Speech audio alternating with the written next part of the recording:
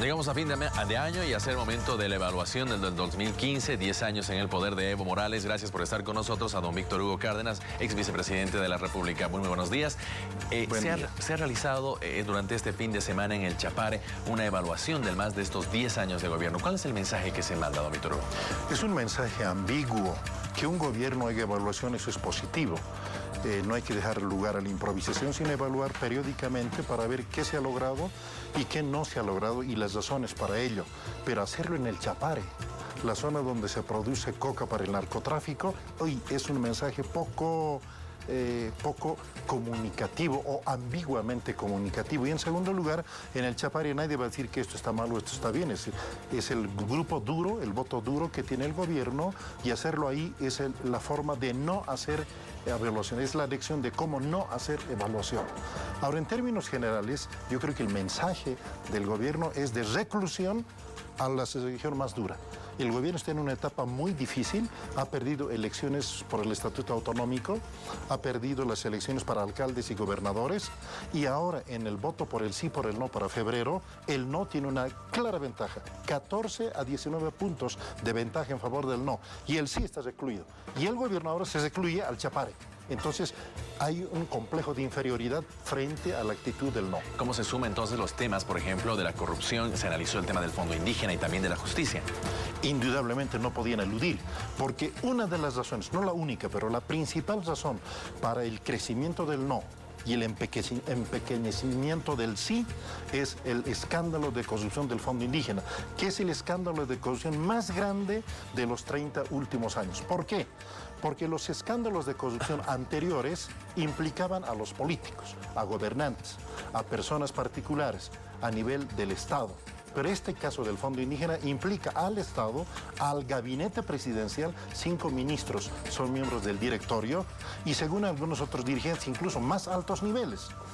Implica a niveles intermedios e implica a la sociedad, a los dirigentes de movimientos sociales.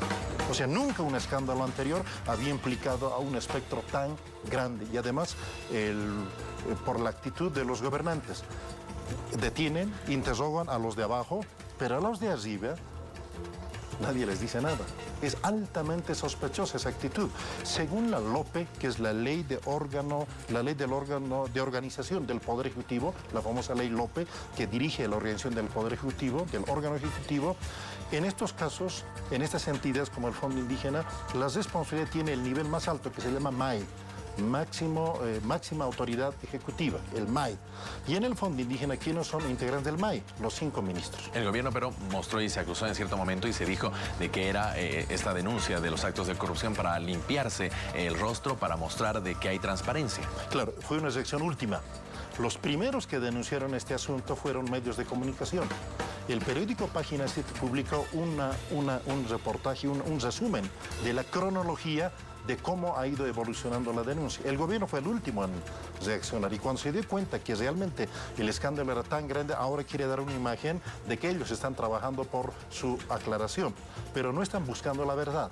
Lo que están buscando es mitigar el impacto, suavizar el impacto y con fines electorales, porque para el 21 de febrero el escándalo del Fondo Indígena ha sido cruel, mortal en las encuestas. La gente asocia que los masistas de ahora, los que están en cargos públicos, se están enriqueciendo. Eso dicen en los grupos focales.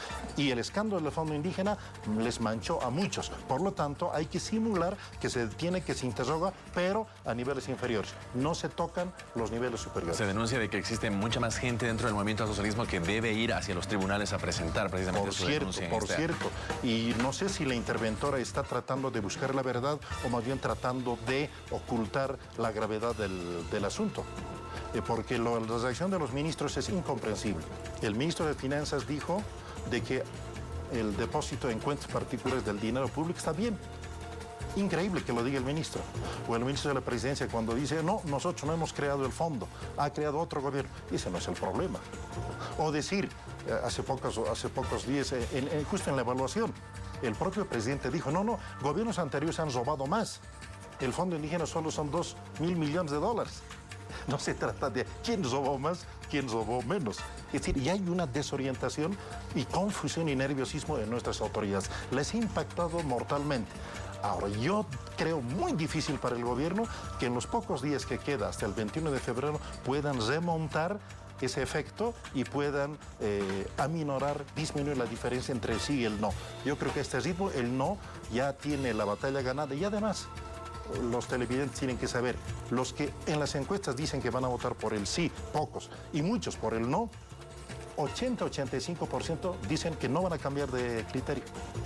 O sea que el margen de maniobra para el gobierno es muy pequeño. Con esa desorientación que tiene el movimiento socialismo en su evaluación, ¿tiene objetividad al actuar para el mes de febrero? Yo creo que no. Cada vez están más confundidos. Y la única ficha, como en el póker, la carta comodín, el joker, que tiene el gobierno es Evo Morales. Entonces están desesperados de sacar esa carta para jugar. No tienen otra carta. Absolutamente ninguna. ¿Qué pasó con el plan B? El MAS dijo que tenía un plan B.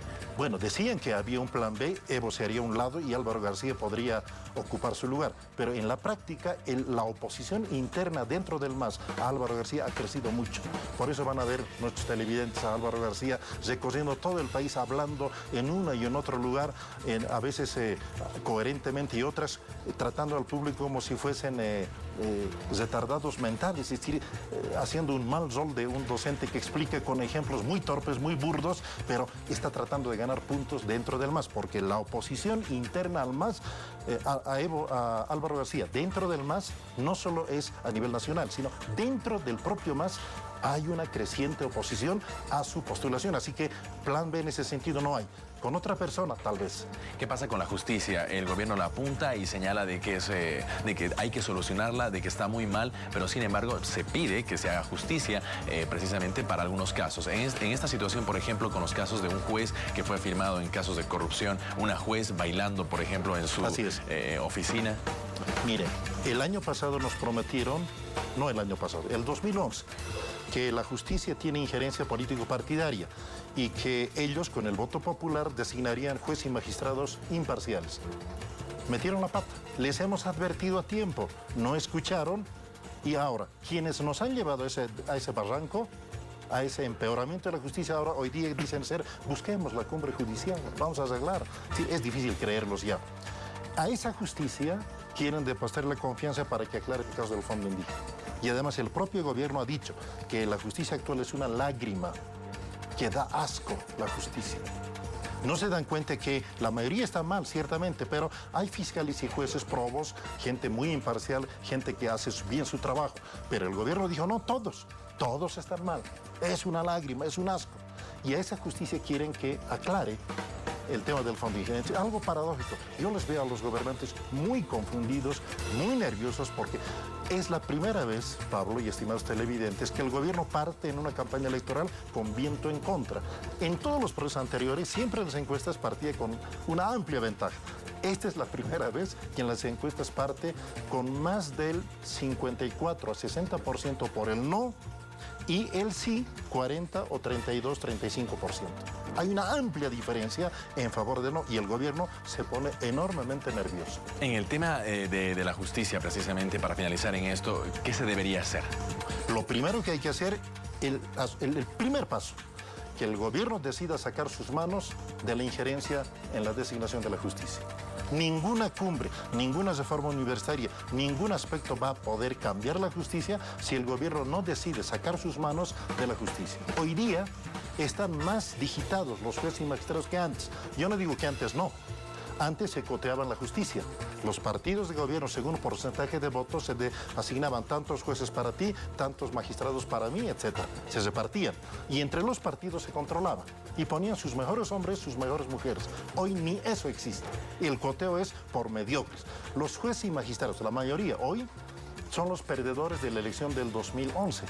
Los ganadores, el voto ganador ha sido de rechazo a esos jueces y magistrados, pero el gobierno tercamente los designó.